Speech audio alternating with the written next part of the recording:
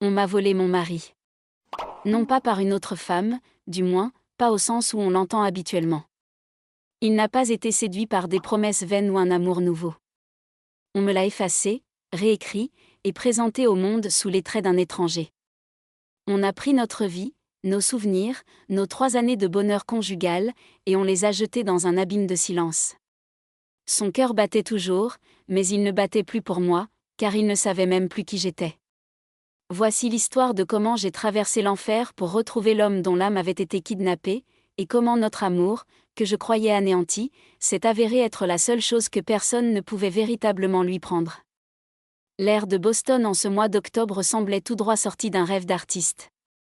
Frais mais caressant, les feuilles dorées tourbillonnant dans le vent léger, comme si la ville elle-même avait revêtu ses plus beaux atours pour célébrer avec nous. Ce fut le jour où je suis devenue Madame Emily Parker Whitmore, un nom que je portais comme une promesse d'éternité. Je revois encore les lumières scintillantes de la grande salle de bal, l'éclat des milliers de verres en cristal et la sensation de la main de Daniel, chaude et ferme, serrée autour de la mienne lorsque nous avons prononcé nos vœux. Tout dans ce mariage respirait la splendeur et l'opulence. Mes parents, émus et fiers, avaient insisté pour que tout soit parfait, et la famille de Daniel, tout aussi distinguée, partageait leur enthousiasme. Mais pour moi, la véritable magie ne résidait ni dans les lustres majestueux ni dans le champagne qui coulait à flots. Elle résidait entièrement dans le regard de Daniel lorsque j'ai marché vers l'autel, un regard si intense, si profond, qu'il semblait effacer le monde autour de nous, ne laissant que lui et moi, suspendus dans un instant parfait. Nous étions ensemble depuis 3 longues années avant ce jour mémorable. 3 années faites de week-ends volés à nos emplois du temps chargés, de promenades nocturnes interminables le long de la Charles River, où les lumières de la ville dansaient sur l'eau sombre, et de longues conversations passionnées sur l'avenir que nous souhaitions ardemment construire. Lorsqu'il m'a demandé en mariage, au sommet du Prudential Center avec tout Boston à nos pieds, je n'ai pas hésité une seule seconde. Je savais, avec une certitude qui venait du plus profond de mon être, que c'était lui. Daniel se faisait déjà un nom comme un jeune avocat au talent prometteur, sa réputation de ténacité et d'intelligence le précédant. Alors que je venais tout juste de terminer mes études en communication et de décrocher mon premier vrai travail dans une agence de publicité, nous étions le portrait même de la jeunesse, de l'ambition et de l'amour, prêts à conquérir le monde, main dans la main. Le mariage m'a semblé l'aboutissement de tous mes rêves de petite fille, et la lune de miel idyllique qui a suivi n'a fait qu'approfondir ce sentiment de plénitude. Daniel a rendu chaque instant, même le plus simple, absolument spécial. Qu'il s'agisse de goûter des plats exotiques dans de minuscules restaurants de rue à Florence, de me tenir fermement la main dans les rues bondées de Rome, ou de me murmurer à l'oreille combien il se sentait chanceux au clair de lune sur une plage grecque, je l'ai cru. J'ai cru chaque mot. J'ai cru en nous, en la forteresse que nous bâtissions. Les premières années de notre mariage furent aussi proches de la perfection qu'on pouvait l'imaginer. Notre appartement à Bécon il n'était pas immense, mais c'était notre sanctuaire. Nous le remplissions de livres jusqu'au plafond, de photos encadrées capturant nos éclats de rire et nos voyages, et du parfum changeant des bougies que j'insistais pour acheter à chaque saison.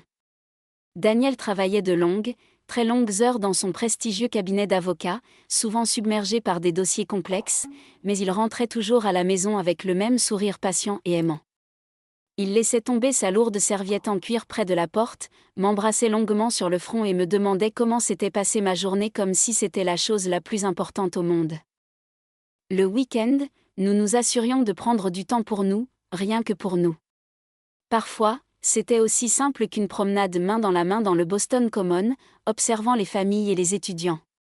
D'autres fois, c'étaient des escapades pour lesquelles nous avions économisé patiemment. Cap Cod en été, avec ses plages de sable blanc et ses villages de pêcheurs pittoresques. Le Maine en automne, pour admirer l'incroyable flamboiement des couleurs. Chaque vacance devenait un petit rituel d'amour, un chapitre de plus à notre histoire. Daniel s'occupait de tout, planifiant chaque détail avec une attention qui me touchait au plus haut point. Je m'émerveillais de la façon dont il parvenait à concilier une carrière exigeante et ses responsabilités, tout en me faisant sentir comme la femme la plus chérie de l'univers. Mes amis plaisantaient souvent en disant que nous nous comportions toujours comme des jeunes mariés, même après des années. Peu m'importait l'apparence. C'était la vérité. Je le surprenais parfois à m'observer de l'autre côté de la pièce avec une tendresse infinie, et je rougissais comme une écolière. Il avait cette force tranquille, cette patience inébranlable que je n'avais jamais rencontrée chez personne d'autre. Même quand les choses tournaient mal, un train raté, une averse soudaine lors d'un pique-nique, des petits accidents domestiques, Daniel ne perdait jamais son sang-froid. Au contraire, il éclatait de rire, trouvait une solution créative, d'une manière ou d'une autre, me faisait rire aussi. Je me suis dit plus d'une fois que si les hommes au tempérament angélique existaient vraiment, alors j'en avais épousé un. Il n'était pas seulement mon mari. Il était mon partenaire, mon ancre, mon refuge, mon miracle personnel. Avec le recul, c'est presque douloureux de se rappeler à quel point ces années semblaient parfaites, lisses et sans nuages. Je n'avais aucune raison de douter de lui, aucune raison de craindre l'avenir. À cette époque, si on m'avait demandé de décrire ma vie en un seul mot, j'aurais choisi « béni », sans la moindre hésitation, car c'est exactement ce que je ressentais. Comme si j'avais reçu un don si rare, si précieux, que rien ne pourrait jamais me l'enlever. Du moins, c'est ce que je pensais, jusqu'à peu après notre 3e anniversaire de mariage. Daniel est rentré à la maison un soir avec un regard que je n'avais vu que quelques rares fois auparavant. C'était le regard qu'il avait lorsqu'il se tenait au bord d'un défi colossal, un mélange d'excitation et de gravité. Il a accroché son manteau, a desserré sa cravate d'un geste las et s'est assis en face de moi à la table de la cuisine. « Émilie » a-t-il dit, sa voix basse et sérieuse, « je viens de m'attaquer à une affaire comme je n'en avais jamais eu. Celle-ci pourrait bien définir toute ma carrière. » Il n'exagérait pas. Son client était un magnate de l'immobilier de Boston, un homme immensément puissant. Le genre d'homme dont le visage apparaissait dans les magazines financiers et dont le nom ornait les ailes des musées et des universités. L'affaire était un divorce. Pas n'importe quel divorce, mais un divorce acrimonieux impliquant des actifs se chiffrant en centaines de millions de dollars. Des demeures somptueuses, des collections d'art inestimables, des bijoux anciens, des portefeuilles entiers d'investissements complexes. Sa femme, disait-il, exigeait la moitié de tout, bien qu'elle n'ait jamais travaillé un seul jour de sa vie ni contribué de quelque manière que ce soit à la construction de son empire. J'écoutais Daniel décrire la montagne de documents, les réunions interminables avec les comptables et les experts, et l'ampleur vertigineuse des enjeux. Une partie de moi était incroyablement fière. C'était la preuve tangible du chemin qu'il avait parcouru. À un si jeune âge, se voir confier une tâche d'une telle envergure en disait long sur son talent et sa réputation grandissante. Mais une autre partie de moi, plus instinctive, était mal à l'aise. La façon dont il décrivait cette femme implacable, calculatrice, manipulatrice m'inquiétait de ce dans quoi il s'engageait. « Es-tu certain que ça en vaut la peine ?» lui ai-je demandé un soir, alors qu'il examinait des piles de dossiers bien après minuit. Ça a l'air épuisant, Daniel, et potentiellement dangereux à sa manière. Il m'a souri, de ce sourire calme et rassurant qui avait fait fondre mon cœur des années plus tôt. Émilie, c'est précisément pour cela que j'ai été formée. Je sais comment gérer les gens comme elle. Et puis, ce n'est pas qu'une question d'argent. C'est une question de principe, de justice. Il a tout construit de ses propres mains. Elle essaie de s'approprier ce qu'elle n'a jamais gagné. Je voulais le croire, et la plupart du temps, j'y croyais. Pourtant, en le voyant se plonger corps et âme dans ses mémoires et ses dépositions, j'ai senti un changement subtil. Il était plus distant, plus préoccupé.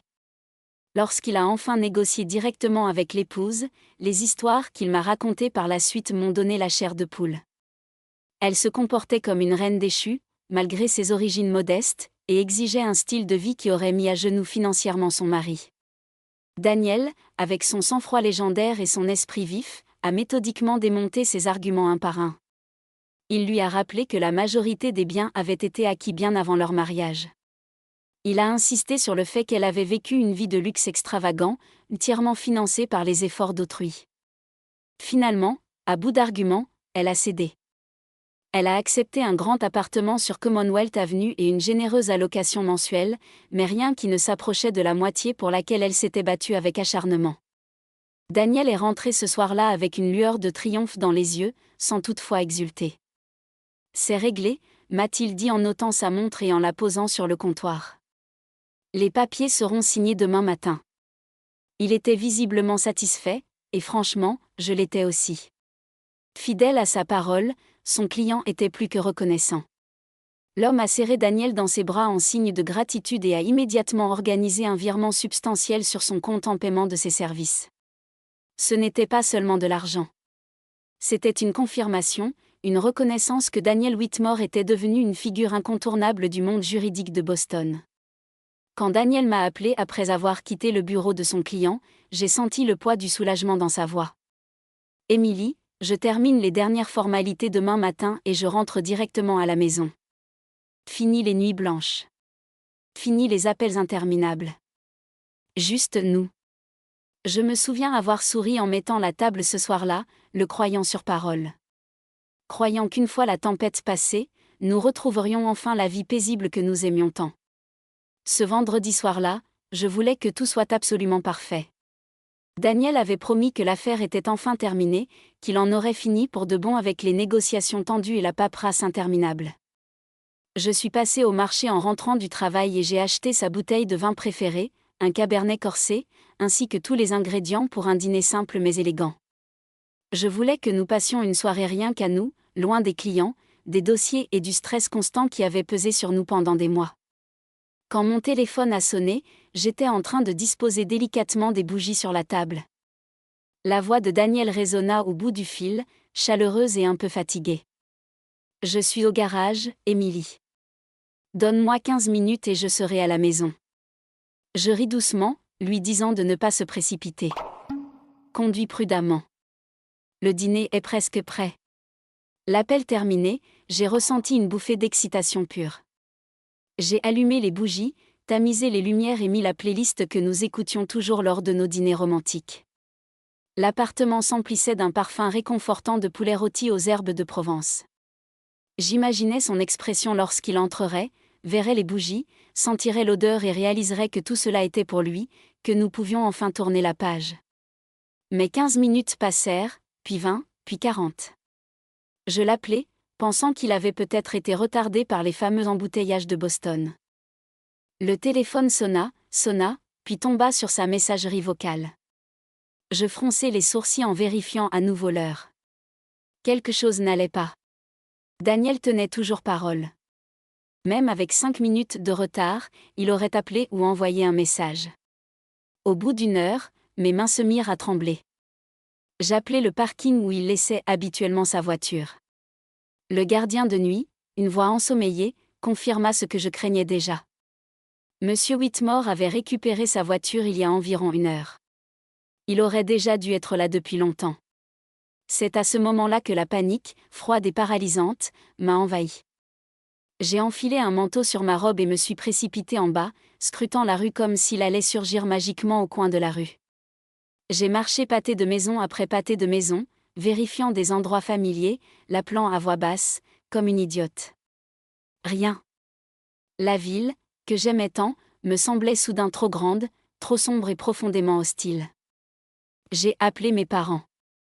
Ma voix s'est brisée tandis que je tentais d'expliquer l'inexplicable, mais il n'y avait pas grand-chose à dire. Daniel avait quitté le garage. Il n'était jamais rentré chez lui. Ensuite, j'ai appelé la police. Ils ont pris ma déposition avec un calme professionnel qui me glaçait le sang, m'ont demandé des détails sur sa dernière localisation connue, ce qu'il portait, quelle voiture il conduisait. Ces mots me semblaient surréalistes, comme si je décrivais un personnage de film et non l'homme à qui j'avais dit au revoir avec un baiser le matin même. Les heures s'écoulèrent dans un tourbillon confus d'appels téléphoniques et de larmes silencieuses. Mes parents se précipitèrent et s'assirent avec moi dans l'appartement aux chandelles, qui me semblait désormais insupportablement vide et froid. Le poulet était froid. Le vin était resté fermé. Chaque craquement dans le couloir, chaque klaxon dans la rue me faisait sursauter, espérant, priant pour que ce soit lui. Mais minuit arriva, puis 2 heures du matin, puis l'aube blafarde, et toujours aucun signe de Daniel. Cette nuit-là fut le début d'un cauchemar que je n'aurais jamais pu imaginer dans mes pires angoisses.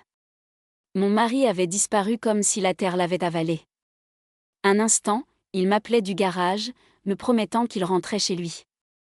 L'instant d'après, il s'était volatilisé sans laisser la moindre trace. Les jours qui suivirent la disparition de Daniel se confondirent en un brouillard épais et douloureux auquel je ne pouvais échapper. La police ouvrit une enquête officielle, mais leurs propos furent prudents et mesurés dès le début. Les adultes ont le droit de disparaître, me rappela gentiment un inspecteur, même si son ton laissait clairement entendre qu'il ne croyait pas une seconde que ce soit le cas ici. Ils ont vérifié les caméras de circulation sur son trajet présumé, interrogé à nouveau les employés du garage, et même ratissé les rues avoisinantes avec des chiens, mais rien. Absolument rien. Aucun témoin, aucun accident signalé, aucune trace de sa voiture. C'était comme si Daniel et son véhicule s'étaient volatilisés entre le niveau -2 du parking et notre porte d'entrée. Je ne pouvais pas l'accepter. Je l'appelais toutes les heures, espérant contre tout espoir, lui laissant des messages de plus en plus désespérés. J'ai consulté les registres des hôpitaux locaux, imaginant le pire, qu'il avait peut-être eu un accident et qu'il attendait, amnésique, que je le retrouve. Chaque fois que le téléphone sonnait, mon cœur battait la chamade, mais il se vidait à nouveau de tout son sang lorsqu'il s'agissait d'un ami bien intentionné, d'un voisin compatissant ou d'un autre policier sans nouvelles à m'apporter. Mes parents et ceux de Daniel sont intervenus rapidement pour essayer de me soutenir. Ensemble, nous avons engagé un détective privé réputé, qui a promis de creuser plus profondément que la police ne le pouvait. Nous avons imprimé des centaines d'affiches avec la photo souriante de Daniel, que nous avons placardées partout dans Boston, sur les lampadaires, dans les supermarchés, près des stations de métro. J'ai publié son visage sur tous les réseaux sociaux, suppliant le moindre renseignement, même le plus petit indice anodin. Des inconnus m'ont tendu la main avec compassion, certains avec de fausses pistes cruelles, mais rien, jamais rien, ne l'a ramené. Chaque matin, je me réveillais en espérant que ce n'était qu'un cauchemar, que j'allais me retourner et le voir allongé à côté de moi, respirant doucement, comme il le faisait toujours avant de se lever pour le travail. Mais le lit était froid, et la réalité impitoyable. Les semaines se sont transformées en mois, et avec elles, mon esprit s'est lentement désintégré. Les questions incessantes tournaient en boucle dans ma tête. Où était-il ? Était-il blessé ? Quelqu'un l'avait-il emmené de force ? Ces pensées me torturaient jusqu'à ce que je ne puisse plus dormir, plus manger. Mon corps était devenu une coquille vide. Mes mains tremblaient sans prévenir. Et chaque recoin de notre appartement, autrefois un havre de paix, criait son absence. Finalement, mes parents ont pris la décision à ma place. Un soir, ils m'ont fait monter dans la voiture et m'ont conduite à l'hôpital. J'ai été admise en service psychiatrique pour dépression sévère et épuisement nerveux. Allongée dans cette chambre stérile et impersonnelle, j'avais le sentiment d'avoir tout échoué, non seulement en tant qu'épouse, mais aussi en tant qu'être humain. Je n'avais pas réussi à le retrouver. Je n'arrivais même plus à me contrôler. Les nuits à l'hôpital étaient les plus sombres de ma vie. Mais petit à petit, grâce à une thérapie intensive et aux médicaments, j'ai commencé à émerger lentement des profondeurs du désespoir. À ma sortie, rien au monde n'avait changé. Daniel était toujours porté disparu. Mais j'avais compris que j'avais deux choix, me noyer dans le chagrin ou trouver un moyen, n'importe lequel, de continuer à avancer, ne serait-ce que pour honorer la vie que nous avions eue. Mon médecin m'a conseillé d'établir une routine stricte, de trouver un travail qui occuperait mes mains et mon esprit. C'est ce que j'ai fait. J'ai accepté des petits boulots, des choses simples au début, des tâches qui me forçaient à sortir du lit le matin. Ce n'était pas une question d'argent. C'était une question de survie. Plus j'étais occupée, moins il y avait de place pour le silence écrasant de notre appartement vide. Je me disais que ce n'était pas aller de l'avant. C'était simplement continuer d'avancer, un pas fragile après l'autre, sur un chemin dont je ne voyais pas la fin. Le travail était devenu ma bouée de sauvetage. Après l'hôpital, je savais que je ne pouvais pas me permettre de retomber dans le vide. Mon médecin avait raison. J'avais besoin de quelque chose pour m'occuper l'esprit, quelque chose qui exigeait concentration et routine. C'est alors que j'ai accepté un poste pour aider une femme âgée nommée Madame Henderson, une ancienne danseuse de ballet qui avait autrefois foulé les plus grandes scènes de New York. Elle vivait seule dans un appartement modeste mais charmant près de la Charles River. L'âge l'avait privée de beaucoup de sa mobilité, elle avait donc besoin de quelqu'un pour cuisiner, faire le ménage et s'occuper de ses courses. Au début, je me suis sentie maladroite, décalée, comme si je n'avais pas ma place dans son univers rempli de vieilles affiches de spectacles, de trophées ternis et de ce léger parfum de lavande qui flottait dans chaque pièce. Mais Madame Henderson m'a accueilli avec une chaleur inattendue, et petit à petit, j'ai trouvé un certain réconfort dans le rythme de ses soins. Le travail n'effaçait pas la douleur, mais il en atténuait les arêtes vives. Je balayais les sols, préparais des repas simples et l'écoutais se remémorer ces spectacles des décennies passées. Il y avait quelque chose d'apaisant dans ces histoires, dans la façon dont elle avait aimé, perdu et persévéré. Elle ignorait les détails de ma propre tragédie, mais parfois, lorsqu'elle percevait mon regard perdu dans le vague, elle me tapotait doucement la main et disait « Tu trouveras ton chemin aussi, ma chérie. » Le deuil ne nous quitte jamais vraiment, mais il nous apprend à avancer avec lui. Avec le temps, la rumeur s'est répandue dans le quartier que j'étais quelqu'un de fiable et de travailleur. D'autres familles de Boston ont commencé à m'appeler pour de l'aide occasionnelle. Ménage en profondeur, garde de maison pendant les vacances, rangement et organisation. Ce n'était pas un travail prestigieux, mais ça m'occupait, et j'en étais profondément reconnaissante. Mes journées étaient remplies de tâches physiques qui me fatiguaient suffisamment pour que je puisse dormir quelques heures la nuit. Pourtant, malgré tous mes efforts, Daniel était toujours là, dans un coin de mon esprit. Une chanson passant à la radio, un costume suspendu dans le placard d'un client, et même l'odeur fugace de son eau de Cologne sur un inconnu qui passait dans la rue. Tout cela me ramenait à lui, avec une violence inouïe. Certaines nuits, je me réveillais persuadée d'avoir entendu sa clé tourner dans la serrure, pour être brutalement accueillie par le silence assourdissant de la réalité. Puis vint le jour qui changea absolument tout. J'avais été embauchée pour nettoyer une somptueuse propriété à Back Bay, une vaste maison de ville en grès brun appartenant à Victoria Reynolds, une femme dont le nom avait un poids considérable dans le monde des affaires de Boston. L'endroit était d'une propreté immaculée, comme si l'argent avait poli chaque surface jusqu'à la perfection. Sol en marbre étincelant, escalier majestueux, pièces ornées d'œuvres d'art qui valaient plus que tout ce que je posséderais jamais. J'étais en train d'épousseter les étagères de la bibliothèque, une pièce lambrissée du sol au plafond, quand je l'ai entendue. Une voix grave et posée, venant du couloir. Mon cœur s'est serré si fort dans ma poitrine que j'ai failli laisser tomber le précieux vase en porcelaine que je tenais. C'était impossible. C'était absolument impossible. Mais la cadence, le timbre, le ton, c'était la voix de Daniel. Je me suis figée sur place, mon pouls martelant à mes oreilles, tendant l'oreille pour saisir chaque mot. Ce n'était qu'une conversation banale, étouffée par la distance, mais chaque syllabe me transperçait d'une reconnaissance douloureuse. Pendant un instant, je ne pus plus respirer. Puis je secouai la tête, m'agrippant au bord de l'étagère pour me stabiliser. Non, ce n'était pas réel. C'était mon esprit qui me jouait des tours. J'imaginais des choses, je créais des fantômes de toutes pièces, parce qu'il me manquait trop. C'était forcément ça. Et pourtant, mes mains ne cessaient de trembler. Je me suis dit que c'était un piège cruel de la mémoire, un écho provoqué par des années de solitude. Mais la pensée de cette voix persistait, me hantant à chaque pas, à chaque geste. Alors, quand Victoria Reynolds m'a rappelé quelques semaines plus tard pour me demander de revenir nettoyer la maison, j'ai senti une boule d'angoisse me nouer l'estomac. Pourtant, j'y suis allée. Le travail, c'était le travail, et je ne pouvais pas me permettre de refuser. J'étais en train d'essuyer le plan de travail en marbre de sa cuisine immense lorsque le bruit de la porte d'entrée qui s'ouvrait m'a fait sursauter. Des pas résonnèrent dans le couloir, des pas confiants, mesurés, et douloureusement familiers. Je me suis retournée, le chiffon toujours à la main, et mon monde a cessé de tourner. Il entra dans la cuisine comme s'il était chez lui, grand et large d'épaules, vêtu d'un costume coûteux qui semblait taillé sur mesure.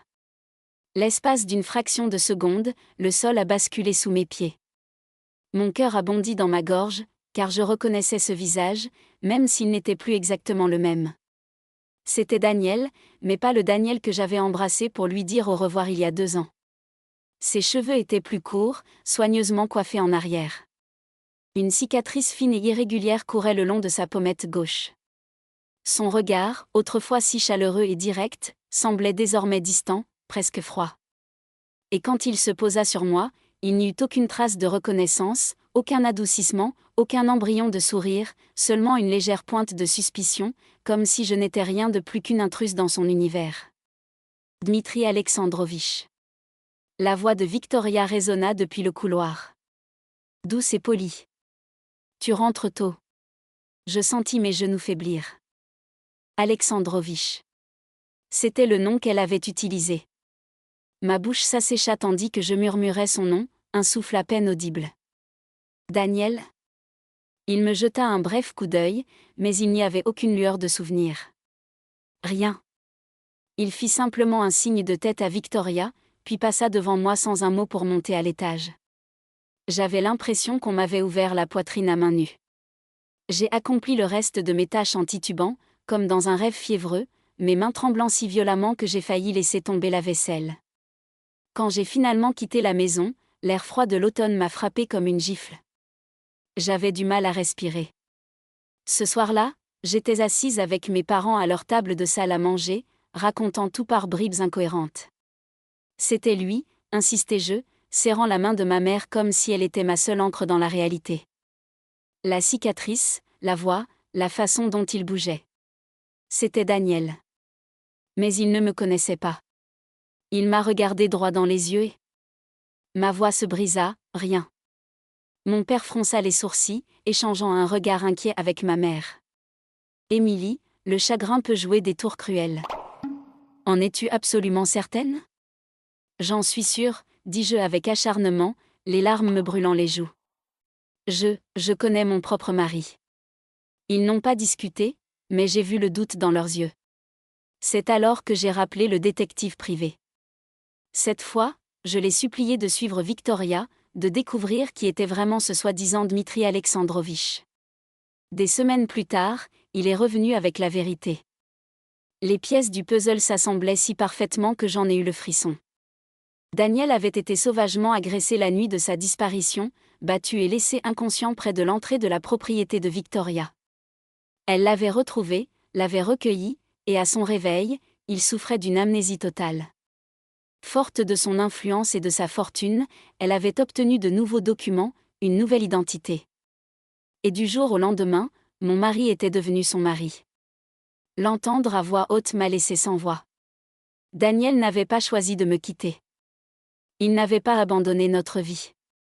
Il avait été volé, sa mémoire effacée, transformée en l'histoire de quelqu'un d'autre. Et le pire, c'est qu'il ne le savait même pas. Le soir où j'ai reçu le rapport détaillé de l'enquêteur, j'ai à peine dormi. Au matin, ma décision était prise.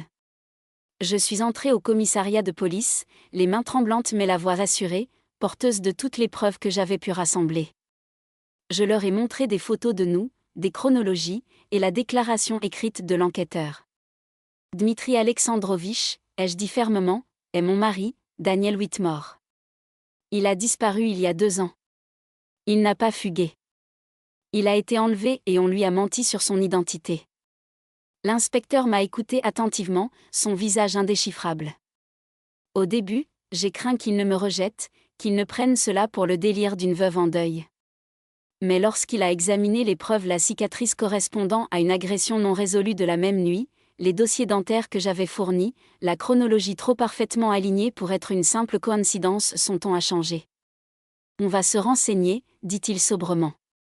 Mais vous devez comprendre que ce ne sera pas simple. Les jours suivants furent une torture d'attente angoissante. La police a convoqué Victoria Reynolds. Elle est arrivée avec son armée d'avocats, impeccable dans un tailleur hors de prix, imperturbable, comme si elle se rendait à une réunion d'affaires. Au début, elle a tout nié en bloc, mais à mesure que les preuves s'accumulaient, elle a concédé juste assez pour se protéger. Oui, elle avait recueilli un homme retrouvé près de chez elle, blessé et désorienté. Oui, elle lui avait prodigué les meilleurs soins médicaux. Oui, elle lui avait offert une nouvelle vie. Mais selon sa version des faits, ce n'était pas un enlèvement. C'était un acte de charité. Il n'avait aucun souvenir de qui il était, a-t-elle dit au policier. Il était vulnérable. Je me suis souciée de lui alors que personne d'autre ne le faisait. Il est devenu mon mari parce qu'il recherchait la stabilité, parce que je lui avais donné un foyer. Ces mots m'ont retourné l'estomac. Mais l'inspecteur n'a pas cédé. Daniel, ou Dmitri, a reçu l'ordre de subir une évaluation médicale complète au Massachusetts General Hospital. Il devait savoir si son amnésie était réelle, si son identité correspondait au dossier que j'avais fourni. Le jour de son transfert, je me tenais dans le couloir de l'hôpital, les mains moites, le cœur battant comme si j'allais affronter à la fois un inconnu et un fantôme. Lorsqu'ils l'ont emmené en fauteuil roulant dans la salle d'examen, je l'ai aperçu pour la première fois sans la barrière protectrice de Victoria. C'était Daniel. Mon Daniel. La forme de sa mâchoire, la courbe de ses épaules, la petite cicatrice sur son poignet droit, souvenir d'une coupure en ouvrant une boîte de conserve des années auparavant. Je m'avançai, murmurant son nom, Daniel, c'est moi, Émilie. Il me regarda avec une confusion polie, comme si je n'étais qu'un médecin ou une infirmière de plus. Je suis désolé, dit-il doucement, d'une voix calme mais vide. Je ne vous connais pas, ces mots me blessèrent plus profondément qu'un couteau. J'essayai à nouveau, lui montrant une photo de notre mariage, de notre vie ensemble. Son regard s'attarda sur l'image, mais au lieu de la reconnaître, il n'y ressentit qu'un malaise palpable. Puis il tourna la tête, scrutant la pièce jusqu'à la trouver. Victoria se tenait dans un coin, les bras croisés, le regard perçant. Et lorsque le regard de Daniel se posa sur elle, il s'adoucit instantanément. « C'est ma femme », dit-il simplement. J'ai senti le sol s'effondrer sous mes pieds. À ce moment-là, j'ai compris que ce combat ne faisait que commencer. Le tribunal a ordonné que Daniel reste avec moi et mes parents pendant que les médecins travaillaient à sa rééducation de la mémoire. C'était surréaliste de préparer la chambre d'amis pour lui, sachant qu'il y a quelques années à peine, nous avions partagé une vie, un lit, un avenir, et qu'il était maintenant un étranger sous notre propre toit. Au début, il était poli mais distant, parlant par phrases courtes et mesurées. Il remerciait ma mère quand elle lui préparait le petit déjeuner. Il hochait la tête quand mon père essayait de bavarder sur le sport, mais son regard restait voilé, comme s'il essayait de se représenter un monde qui ne lui convenait pas. Quand je m'approchais de lui avec des albums photos, sa posture se raidissait, mais il ne se détournait pas. Un soir, j'ai posé l'album sur la table, les mains tremblantes en tournant les pages. C'était notre mariage, ai-je murmuré en désignant la photo de nous sous un feuillage d'automne à Boston. Son jeune moi rayonnait sur la photo, les yeux brillants de joie. Daniel l'examina attentivement. Son regard s'attarda sur le smoking, le sourire, la façon dont son bras m'entourait. Pendant un instant, quelque chose vacilla dans ses yeux, une douceur presque imperceptible, puis disparut. C'est familier, admit-il, mais je n'arrive pas à le resituer. J'avalai ma salive et essayai à nouveau. Je lui racontai nos voyages à Cape Cod, comment il m'avait un jour porté sur la plage parce que mes chaussures s'étaient cassées. Je lui ai décrit la nuit où il était resté éveillé jusqu'à l'aube, m'aidant à répéter une présentation importante, même s'il devait comparaître devant le tribunal le lendemain matin. Des petits morceaux de notre vie, espérant faire naître une étincelle. Il écoutait en silence, inclinant parfois la tête comme si les histoires effleuraient le bord de sa mémoire. Mais quand je lui ai demandé s'il s'en souvenait, il a secoué la tête, la voix lourde de frustration. « J'aimerais bien, Émilie, mais c'est comme essayer d'attraper de la fumée. » Pendant ce temps, Victoria refusait de lâcher prise. Elle s'est présentée à l'hôpital pendant ses examens, rôdant dans la salle d'attente avec des fleurs et des cadeaux coûteux. Une fois, elle est même apparue devant la maison de mes parents, exigeant de le voir. Je lui ai claqué la porte au nez, non sans avoir entendu le désespoir dans sa voix. « Il est à moi maintenant » a-t-elle sifflé à travers la porte. « Tu t'accroches à un passé qui n'existe plus. » Ces mots m'ont brûlé. Mais je me suis rappelé qu'il ne s'agissait pas de gagner ou de perdre. Il s'agissait de la vérité de Daniel, de sa vie, de notre mariage qui nous avait été volé. Pourtant, je ne pouvais ignorer la façon dont son regard vacillait à chaque fois qu'on prononçait le nom de Victoria. La nuit, je le trouvais parfois debout près de la fenêtre, le regard perdu dans le noir, les épaules tendues par une angoisse invisible. « C'est comme si j'étais coupé en deux », avoua-t-il un jour à voix basse. « Une partie de moi se sent en sécurité ici avec toi, mais une autre partie a l'impression que je lui dois tout. Elle m'a sauvé la vie. » J'aurais voulu crier qu'elle avait seulement profité de son état de délabrement, mais je me suis tue. Sa douleur était réelle, sa confusion indéniable. Tout ce que je pouvais faire, c'était rester près de lui, lui rappeler patiemment la vie que nous avions construite, espérant que quelque part au fond de lui, mon Daniel était toujours là, attendant de revenir. C'est le neurologue qui nous a suggéré d'essayer autre chose. Parfois, la mémoire ne se restaure pas par des images ou des histoires, expliqua-t-il. Parfois, il faut un lieu, une sensation, une odeur, pour déclencher ce que le cerveau a profondément enfoui. Ces mots me sont restés en mémoire jusqu'à un soir. Sur une impulsion, je me suis retrouvée à reconduire Daniel vers le garage où il m'avait appelé pour la dernière fois, là où sa vie avec moi avait brutalement pris fin. En arrivant, j'ai senti ma poitrine se serrer. La structure de béton n'avait pas changé. Même rangée de piliers, même néon bourdonnant au-dessus de nos têtes. Pour moi, c'était un cimetière d'espoir. Pour Daniel, ce n'était encore qu'un parking. Il sortit lentement de la voiture, scrutant les environs comme pour comprendre pourquoi nous étions là. « Émilie, je ne sais pas. » Sa voix s'éteignit, sa main se porta à sa tempe. « Marche avec moi, » murmurai-je. Nous descendîmes la rampe ensemble, nos pas résonnant dans le silence. Je le guidai vers l'endroit exact où sa voiture était garée cette nuit-là. Dès que nous nous arrêtâmes, son corps se raidit. Il agrippa la rampe en métal à côté de lui, son souffle devenant court et saccadé. Et puis, c'est arrivé. Il tituba, se tenant la tête entre les mains, et laissa échapper un son étranglé, un cri de douleur et de confusion. Ses genoux fléchirent et je le pris par le bras pour le stabiliser. Ses yeux étaient écarquillés, ses pupilles dilatées, et les larmes se mirent à couler sans qu'il puisse les retenir. Je me souviens, halta-t-il. Des images lui revinrent en mémoire, fragmentées, rapides et violentes. Il me les raconta en phrases hachées, des ombres surgissant, des hommes, des poings s'abattant sur ses côtes, le goût métallique et âcre du sang dans sa bouche, des mains le traînant sur le trottoir froid et humide, puis l'obscurité totale. À son réveil, Victoria était là, son visage penché sur lui disant qu'il s'appelait Dmitri, que son passé était une page blanche. Sa voix se brisa lorsqu'il pressa son front contre mon épaule. « Émilie. Je ne t'ai pas quittée. Je ne t'ai jamais quittée. » Je l'entourai de mes bras, les larmes ruisselant enfin librement sur mon visage. « Je sais, » murmurai-je avec force. Je savais que quelque chose n'allait pas. Je n'ai jamais cessé d'y croire. Nous sommes restés là, dans le silence profond du garage, serrés l'un contre l'autre comme si nous pouvions rattraper chaque seconde de ces 2 années perdues.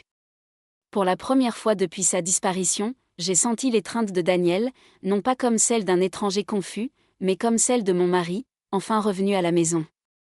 À notre retour, la police attendait. Daniel a fait une déposition complète, décrivant l'embuscade avec autant de détails que sa mémoire fragmentée le lui permettait. Les visages des inspecteurs se sont durcis. Ce n'était clairement pas une attaque fortuite. C'était planifié. Ils ont immédiatement rouvert le dossier, lançant une enquête approfondie pour déterminer qui avait orchestré cette agression. Pour la première fois depuis 2 ans, il y avait un mouvement, un élan, un chemin clair vers la justice. Quant à moi, j'ai ressenti quelque chose que je ne m'étais pas permis de ressentir depuis une éternité, de l'espoir. Non pas l'espoir fragile et désespéré qui me hantait, mais quelque chose de plus fort, de solide. Daniel se souvenait. Il était à nouveau lui-même, il était à nouveau à moi, et ensemble, nous allions découvrir toute la vérité. L'enquête progressa à une vitesse fulgurante dès que la mémoire de Daniel lui revint.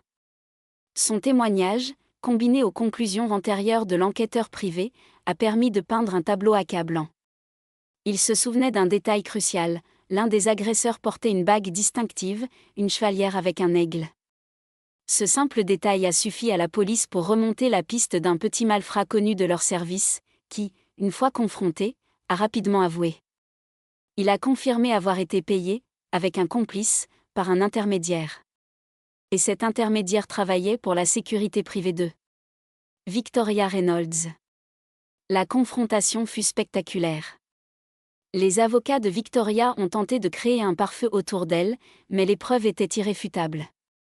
Des relevés bancaires montraient un retrait massif en espèces juste avant l'agression. Les enregistrements téléphoniques la liaient à l'intermédiaire. Acculée, Victoria a fini par craquer lors d'un interrogatoire. Elle a avoué avoir vu Daniel se faire agresser par hasard depuis sa fenêtre. Au lieu d'appeler la police, elle a vu une opportunité. Elle a attendu que les agresseurs partent, puis est descendue. En le trouvant amnésique et vulnérable, elle a construit son mensonge, payant les mêmes malfrats pour qu'ils se taisent et disparaissent. Ce n'était pas un acte de charité, mais un acte d'une possessivité et d'une solitude pathologique. Le procès qui s'ensuivit fit la une des journaux de Boston. J'étais là chaque jour, tenant la main de Daniel, le soutenant alors qu'il devait revivre son calvaire et affronter la femme qui lui avait volé 2 ans de sa vie. Victoria a été reconnue coupable d'enlèvement, de séquestration et de complot. En entendant le verdict, je n'ai ressenti ni joie ni vengeance, seulement un immense soulagement. La justice était rendue. Le chapitre était clos. Cependant, refermer le livre de la justice n'était que le début de notre propre reconstruction. Daniel se souvenait des faits, mais les émotions et les habitudes de 2 ans de vie en tant que Dmitri laissaient des cicatrices invisibles. Il y avait des moments de maladresse, des silences où aucun de nous ne savait quoi dire. Nous avons commencé une thérapie de couple pour nous aider à naviguer sur ce terrain inconnu. Lentement, patiemment, nous avons réappris à nous connaître.